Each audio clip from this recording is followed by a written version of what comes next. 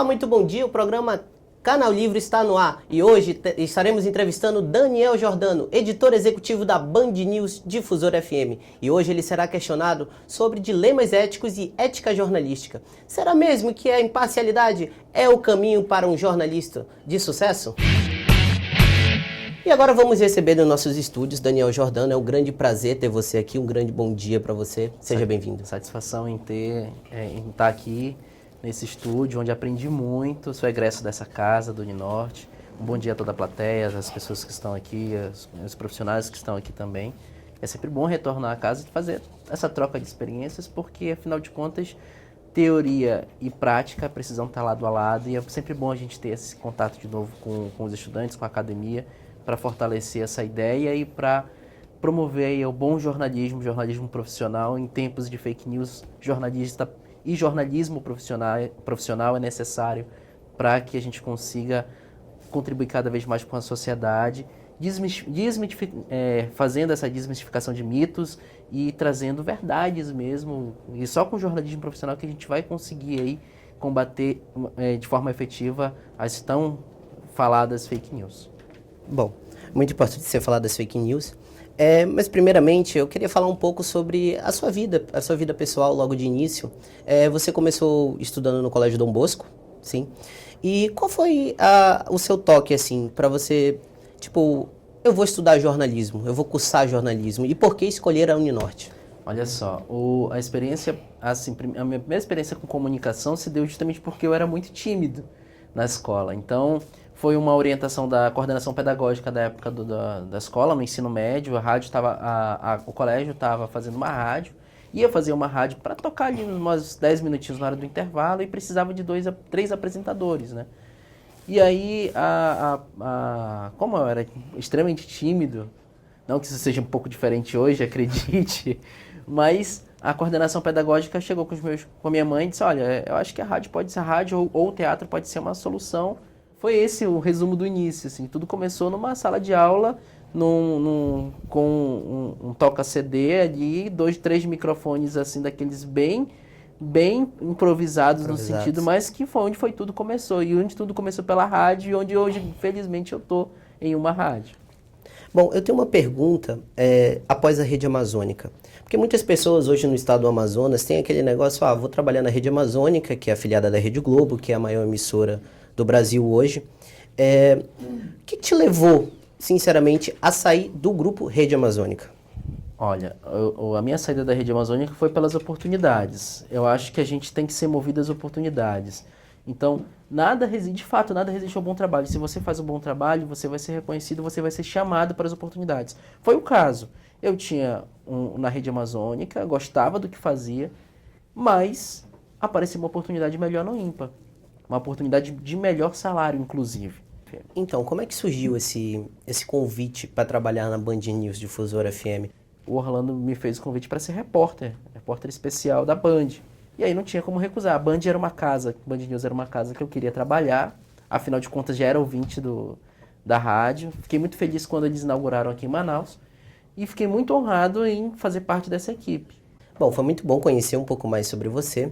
E agora nossos repórteres têm várias perguntas para fazer a você sobre dilemas éticos. E nossa equipe de reportagem esteve nas ruas de Manaus para perguntar às pessoas aleatórias nas ruas, sobre dilemas e questionamentos éticos. O que é ética? Veja na reportagem agora.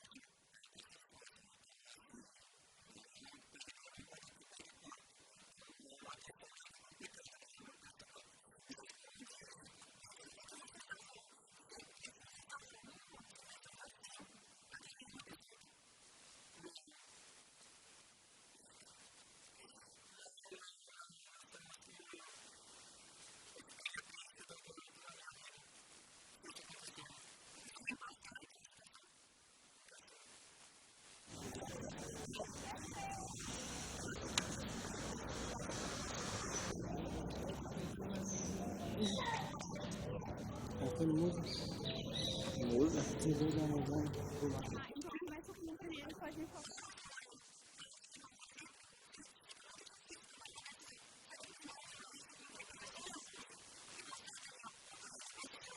Então, Daniel, o que que você faria? Como que você lida com esse dilema ético? A questão da ética no jornalismo é basicamente a gente sempre pensar no outro. A gente sempre pensar para quem que eu estou escrevendo essa reportagem. Um exemplo, se a gente tem uma reportagem, fazer uma reportagem sobre a falta de saúde pública que mata pessoas, é a mesma coisa. A falta de atendimento médico pode matar pessoas. Então a gente tem que ouvir o lado da população que está ali sofrendo com aquela situação e cobrar das autoridades. Isso também é ética. Em relação também à parcialidade, imparcialidade, né? A gente entra na faculdade achando, tipo, ah, não, jornalista é imparcial, os organismos têm que ser, a imprensa tem que ser imparcial. Mas se eu pego o lado da população reclamando, eu estou sendo parcial com aquela parcela da população. Não estou sendo parcial? Tá esquecendo do outro lado também, né? Tem a resposta do... Não, exatamente. A gente obrigatoriamente tem que ouvir o lado do governo. Mas a gente está sendo parcial. Então, A gente está sendo parcial com aquela população que está sofrendo sem atendimento médico que pode morrer. muito bom ouvir essa sua parte sobre imparcialidade jornalística. Mas agora eu convido também a participar do nosso debate 4 estudantes de jornalismo do primeiro período da Uninorte.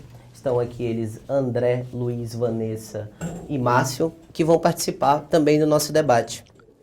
Bom dia, Daniel. Em 2009, os ministros do Supremo Tribunal Federal, né, por 8 votos a 1, votaram que não haveria mais a obrigatoriedade do diploma para o jornalista exercer a profissão. Né? Você acha que qualquer pessoa pode fazer jornalismo? Eu vou devolver a tua pergunta com uma pergunta para a gente refletir depois a gente partir para o debate. Você confiaria uma cirurgia de uma criança cardiopata ao médico não formado? Não, né? A mesma coisa. Então você consegue hoje separar o joio do trigo. Você consegue hoje dizer, não, esse aqui tem jornalistas profissionais. E se você for parar para fazer uma análise, não só no Amazonas, mas em todo o Brasil, de publicações de fake news, você vai ver que as publicações das fake news acontecem em sites duvidosos, em blogs duvidosos, ou que vão ali, por algum motivo, por uso de alguém ou de algum poder econômico ou financeiro ou político, para estar atuando ali para divulgação de fake news. Então, assim, para responder tua pergunta, essa decisão do Gilmar Mendes é uma decisão de um magistrado que não conhece a realidade e não tá compromissado com a defesa da democracia, no sentido em que a democracia, um dos pilares da democracia é a liberdade de expressão, mas também a liberdade de imprensa. Esse é um ponto. Agora, ela precisa, a nossa entidade, a nossa classe, a nossa profissão, infelizmente, não é regulamentada. E aí, quando não há regulamentação de mercado, acontece esse tipo de coisa. Blogs que nascem do dia para a noite, muitos deles, muitos blogs, muitos youtubers, só naquele período, infelizmente, eleitoral. E pior, com divulgação de fake news ou notícias erradas, notícias mal apuradas, notícias que só causam mal-estar na sociedade, ou seja, só provocam, só tem o intuito de cliques e não tem a responsabilidade de informar, coisa que a gente aprende aqui na universidade. Nós temos responsabilidade da informação. No mercado de hoje, eu vou me arriscar aqui dizer, de 2005 para cá, você atuar na área e não passar por uma universidade, não tem mais motivo para não fazer. Bom, então agora eu vou abrir novamente ao Luiz, que irá fazer uma pergunta a você, Daniel. Para você, como é que é trabalhar diariamente com informação sem manipulá-la ou sem sem fazer com que a sua postura profissional de jornalista exerça alguma influência sobre qualquer notícia? Por acaso você já teve alguma situação em que você precisou intervir, né? Teve aquele seu senso humano, aquele seu lado humano que você falou, não, realmente eu preciso intervir nessa causa? Como editor, eu sempre estando editor, né, editor executivo da Band, eu sempre tento dizer para os meninos, olha, não vamos deixar nossa matéria só com número, não. Teve uma vez que eu tive que intervir, foi tipo, o gás vai ficar mais caro e tudo mais, aí a matéria chegou para eu olhar, tinha o presidente da associação justificando por que o gás ia aumentar, tinha os dados lá da Agência Nacional de Petróleo, tinha o comerciante que estava falando que o gás ia ficar mais caro porque ele ia ter que vender. Aí eu disse, mas caramba, tá faltando alguém. Tá faltando a dona de casa. E aí bora atrás de alguém que possa falar, dona de casa mesmo, a gente tá falando só o pessoal, só os donos dos comércios, bora, afinal de contas, quem mais sofre com isso? As pessoas carentes, o homem de gás, falando pros meninos lá. E a gente achou uma personagem que disse assim, do interior, ela disse, meu filho, aqui o gás vai chegar a R$90. E eu não tenho mais condições de comprar gás. Eu vou pedir, eu já pedi, já encomendei não sei quantos pedaços de madeira do vizinho, eu vou voltar pro fogão a lenha. Aí eu disse, caraca, essa é a história. Viram a diferença? De uma matéria que poderia ser extremamente burocrática, só falando dos gastos e tudo mais, falando só com os representantes, com os empresários ou com quem. Vamos falar a história dessa mulher do interior que em pleno século XXI vai voltar a usar fogão a lenha porque não tem condições de comprar gás de cozinha a R$90 no interior. Então, nessas coisas a gente tem que intervir, nesse sentido, para tornar a matéria melhor, mais humana, nesse sentido sim. E a ética está justamente nesse... Quando a gente tenta mostrar o lado das pessoas, a gente está agindo com ética sim, porque a gente está mostrando a realidade delas, entendeu? Para que pelo menos parte da sociedade saiba aquela realidade. Entendeu?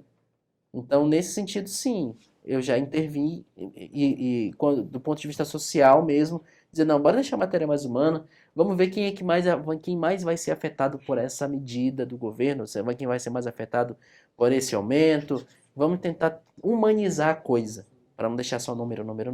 Isso também é ética, porque a gente mostra não só um lado ou o segundo lado, a gente mostra os outros lados da história. Bom, eu te convido rapidinho, vamos dar uma pausa nesse debate, que agora eu vou chamar a nossa equipe de mídias sociais que está no estúdio de Chrome, estúdio interativo. Conta aí, Flávio, o que está rolando aí no estúdio interativo da Uninorte? Oi, Léo. Oi, Daniel. Oi para todo mundo que está assistindo a gente. Aqui no estúdio de interatividade, as mensagens não param de chegar, não é, Maísa? Isso mesmo, Flávia. A galera tá usando a hashtag Canal Livre ao Vivo no Twitter e fazendo várias perguntas. E como são muitas perguntas, não tem como a gente mostrar todas aqui. Mas a gente está selecionando as mais frequentes. A primeira pergunta foi feita pelo Caio Hugo e ele quer saber: o que você acha das reportagens feitas através de gravadores e câmeras escondidas? Isso mesmo. A segunda pergunta mais frequente foi da Lara. Como a gente sabe, não é mais necessário um diploma para exercer o jornalismo. Todos podem informar e opinar da forma que acharem melhor. Por conta disso, você acha que o diploma limita a liberdade de expressão? Bom, essas foram algumas perguntas. Se você quiser aparecer aqui, é só usar a hashtag Canal Livre ao Vivo e esperar. Isso mesmo, voltamos com você aí, Léo, no estúdio. Até logo. Muito obrigado, meninas. Então, Daniel, a segunda pergunta eu acho que a gente já respondeu no bloco anterior, né? Já respondemos. Então vamos a essa primeira pergunta. A primeira pergunta, só para um adendo nessa segunda pergunta, se o diploma limita a liberdade de expressão, muito pelo contrário. Quando a gente tem jornalismo de qualidade, quando a gente tem, através de profissionais ou então de estudantes que estejam cursando faculdade de jornalismo, a gente tem a ampla defesa da liberdade de expressão e a consciência de que aquilo que está sendo publicado é verídico. Então, muito pelo contrário. O diploma não limita a liberdade de expressão, muito pelo contrário, ele promove democracia. A primeira pergunta, qual era mesmo? Me fugiu agora. Equipe de interação. Sim. Eu acho extremamente necessária dentro de uma linha do jornalismo chamado jornalismo investigativo. Que aí, por exemplo, foi por conta de gravadores escondidos, por exemplo, e por conta de imagens escondidas, que a Globo, por exemplo, achou o PC Farias. Então, sim, se a proposta da câmera escondida ou do gravador escondido é para um bem maior coletivo, que foi o caso nesse, por exemplo, é importante salutar que se faça. Porque dentro das regras jornalísticas, diga-se de passagem, para um bem coletivo maior. sem dúvida nenhuma. Agora voltamos ao pessoal do debate. Vanessa. A minha pergunta é sobre se você se deparasse no seu trabalho com algum funcionário seu que publicasse em uma rede social dele mesmo algo sobre uma emissora concorrente, digamos assim, falando bem ou falando mal, como que você se portaria ao seu funcionário? Você chamaria a atenção dele? Você acha uma atitude ética se ele falasse mal ou se ele elogiasse o trabalho de uma emissora que não é a que ele trabalha? Eu acho que cada um é responsável pelas suas mídias sociais. Mas se caso acontecesse do seu funcionário ir lá na rede social dele, você No máximo chegar e dizer assim, olha, camarada, cuidado, bicho. Não é legal, não é ético você fazer. Aí parte do princípio da ética. Se fosse alguém da minha equipe fizesse isso, tipo, de forma a depreciar um concorrente, eu chamaria essa pessoa e dizer, olha, não é ético o que você fez. Sugiro que você apague ou que você repense essa atitude. E se fosse uma outra opinião, se ele elogiasse então, a emissora tal é melhor que a emissora que eu trabalho, a reportagem é de um jeito diferente. Aí já é uma outra já coisa, estava entrando por quê, exatamente, por quê, o que aconteceu? A ética está presente em todos os momentos da nossa profissão. Vocês vão se deparar no mercado com debates éticos a respeito disso, inclusive legais também. A gente estava falando muito sobre diálogo, sobre conversar, e agora a gente também tem perguntas vindas da nossa plateia. Nós temos o Felipe, que tem uma pergunta a fazer a você. Pois não, Felipe. A liberdade de imprensa e a liberdade de expressão são algo bem notório na parte do jornalismo, mas quando ela viola os direitos humanos da privacidade? Boa pergunta. Eu acho que depende muito da abordagem do jornalista. A liberdade de expressão é garantida pela Constituição Federal de 88. A liberdade de imprensa ela é necessária para reforçar a democracia. Qual é o nome dele? Felipe. O limite entre a liberdade de expressão e a liberdade de imprensa é o bom senso e a ética. E agora nós vamos a uma matéria que o pessoal de reportagem esteve na Assembleia Legislativa do Amazonas. Milene, conta aí o que está acontecendo por aí.